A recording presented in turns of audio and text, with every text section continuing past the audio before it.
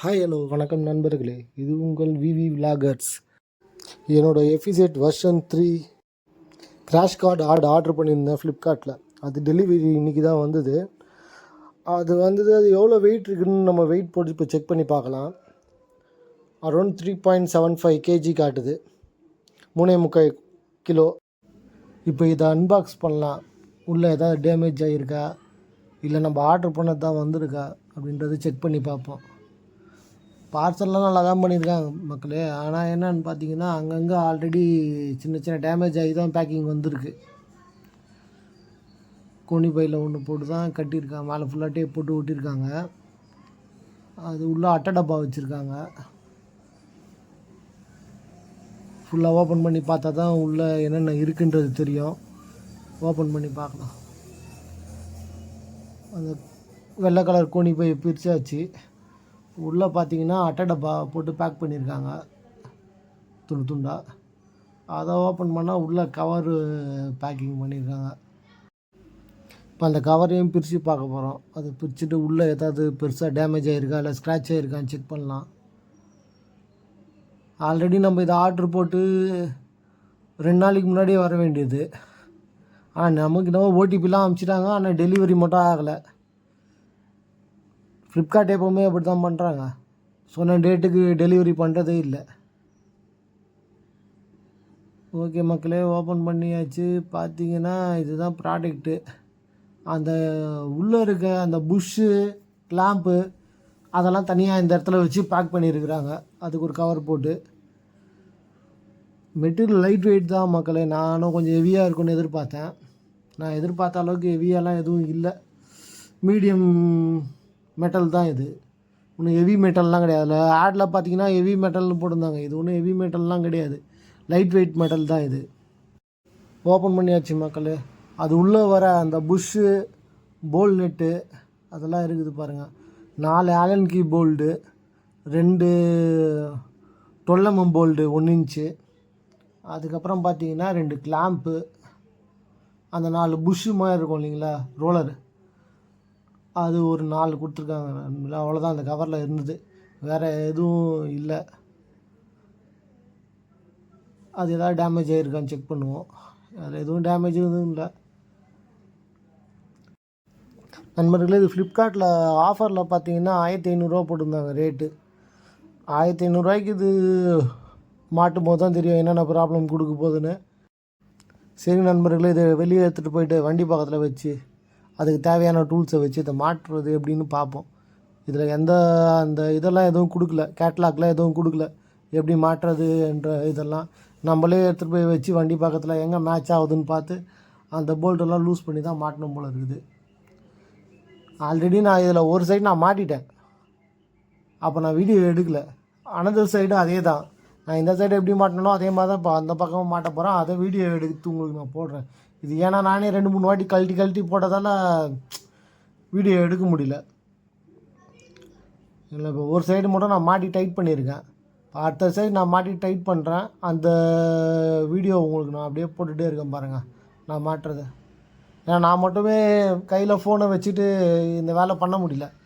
ஃபோனை பிடிக்கிறதுக்கு வீடியோ எடுக்கிறதுக்கு ஒரு ஆள் தேவைப்பட்டாங்க. அவங்க வர வரைக்கும் சும்மா இருக்கக்கூடாதுன்னு நானே கொஞ்சம் மாட்டிட்டேன், ஒரு சைடு மாட்டிட்டேன். இப்போ அவங்க பிடிச்சிட்ருக்காங்க ஃபோனை. நான் இதை மாட்டுறது பாருங்கள். இது எங்கே வரும்னா, நம்ம டேங்க்கு கீழே சைடு ஷீல்டு மாதிரி 2 இருக்கும்.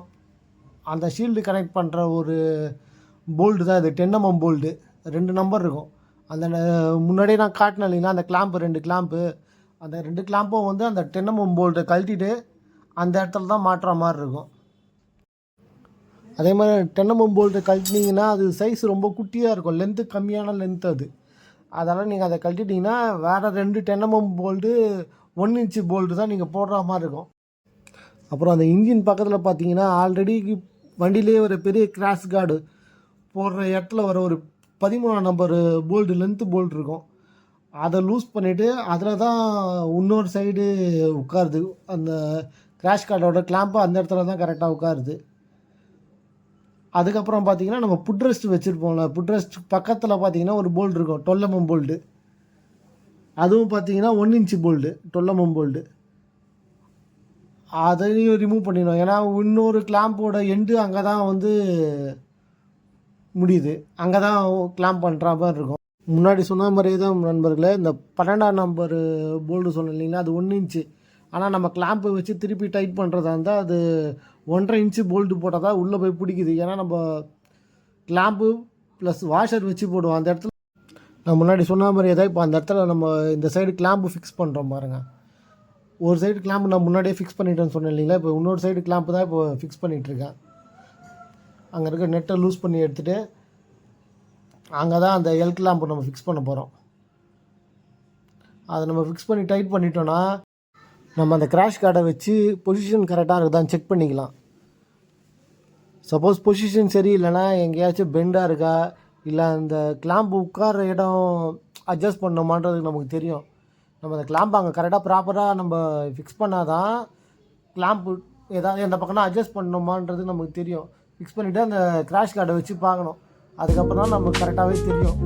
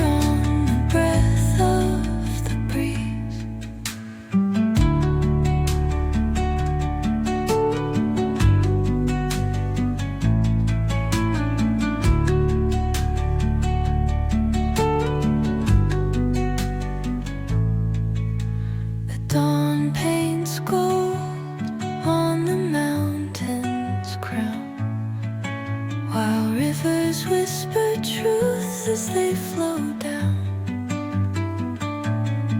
And their songs entwine with the trees that stand, knotted in time by nature's hand. Each echoing step on the forest floor opens a world through an ancient door. The silence alive, yet brimming with sound. In the arms of solitude, I am found.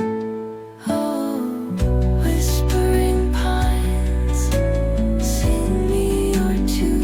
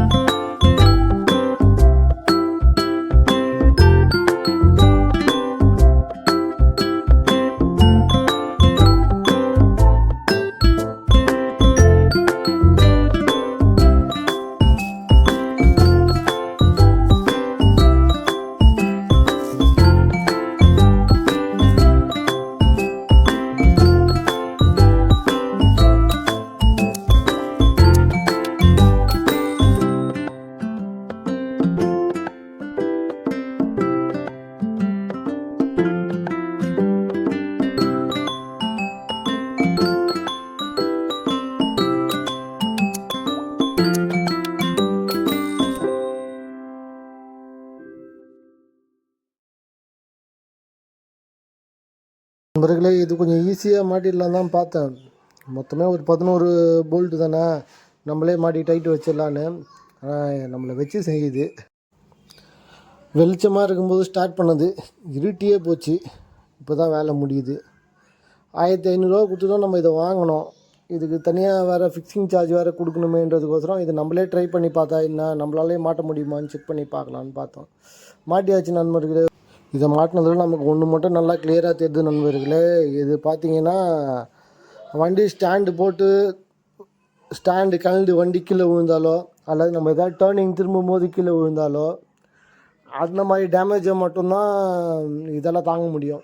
ஏன்னா அவ்வளோதான் இதோட capacity. கொஞ்சம் வேகமாக போயிட்டு வண்டியை கீழே போட்டால் இது பெருசாக வண்டிக்கு எந்த சப்போர்ட்டும் பண்ணாதுன்றது நமக்கு கிளியராகவே தெரியுது. ஏன்னா அவ்வளோதான் இதோட குவாலிட்டி இருக்குது. ரேட் அதிகமாக கொடுத்து வாங்கி போடுறது எப்படி இருக்குன்னு எனக்கு தெரில. ஏன்னா இது எல்லாமே வந்து ஒரு சின்ன சின்ன போல்ட்டில் தான் கனெக்ட் பண்ணியிருக்காங்க. அதுவும் அந்த கிளாம்பெல்லாம் வந்து ரொம்ப ஹெவியான அடியெல்லாம் தாங்குகிற அளவுக்கு அதுக்கு கெப்பாசிட்டியே இல்லை. சின்ன சின்ன ஸ்க்ராச்சஸ் மட்டும்தான் இதெல்லாம் வந்து வண்டிக்கு இது பண்ணாமல் காப்பாற்ற முடியும். ஃபுல்லாக எல்லாத்தையும் மாட்டி முடித்தோடனே இப்படி தான் நண்பர்களே இருக்குது. பாருங்கள், இருட்டாயிடுச்சு நண்பர்களே. ஓகே நண்பர்களே, இந்த வண்டியை சுற்றி நான் உங்களுக்கு காட்டுறேன் பாருங்கள்.